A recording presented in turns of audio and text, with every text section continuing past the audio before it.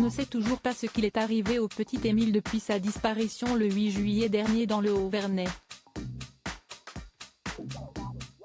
Seulement 2 personnes auraient aperçu le petit garçon ce jour-là. L'une d'entre elles a d'ailleurs décidé de se confier.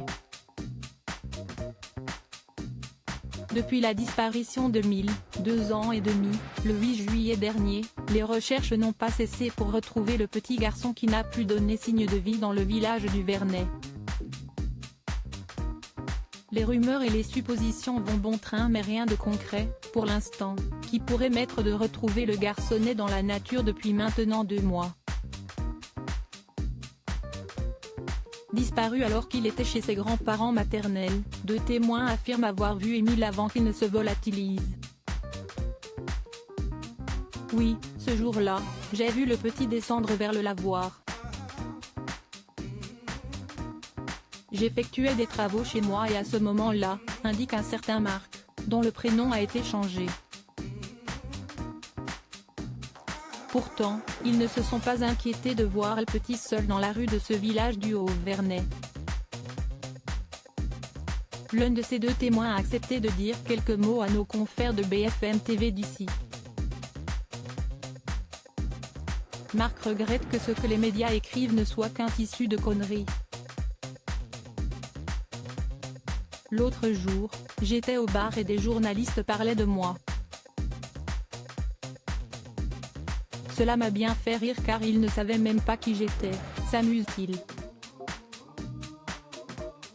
S'il regrette de n'avoir prévenu personne en voyant l'enfant seul dans la rue, franchement, c'est critique, si est-il n'importe quoi. Si est-il des gens qui vivent à Paris, qui ne connaissent pas la vie d'un hameau, qui disent ça. Marc explique qu'il n'avait aucune raison de s'inquiéter puisque le grand-père coupait du bois à une dizaine de mètres de l'enfant. Marc a bien été entendu par les enquêteurs. Le témoin se souvient seulement de l'arrivée des gendarmes, 30 ou 40 minutes après cette scène, puis de l'hélicoptère. Il assure à nos confrères qu'il se sent bien et précise qu'il n'a pas l'intention de critiquer ses voisins qu'il avoue ne connaître que très peu. Je n'aimerais pas être jugé alors je ne les jugerai pas, termine-t-il.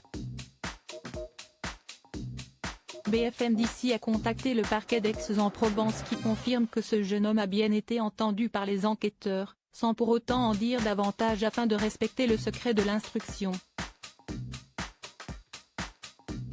Aussi, l'institution certifie que le fait que le grand-père était devant chez lui en train de couper du bois avant la disparition de l'enfant est un élément connu par les enquêteurs. Des informations qui ne permettent hélas pas à ces derniers de pencher vers une hypothèse plutôt qu'une autre.